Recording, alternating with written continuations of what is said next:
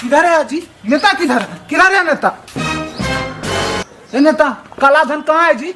हम CBI से हैं, आज ही हम बीजेपी में शामिल हुए हैं। ये सब तो गलत बात है, अपनी पार्टी को तंग कीजिएगा। नहीं, तब आप तो हमारे माई बाप हुए। सॉरी गलती हो गई। साला लिस्ट भेजने में दिक्कत कर देता है। अभी फोन धराते हैं। हेलो, गोविंद नेताजी जब बीजेपी में शामिल हो गए हैं, आपको लिस्ट भेज देना ना चाहिए। ऐसे में तो गड़बड़ा जाएगा जी।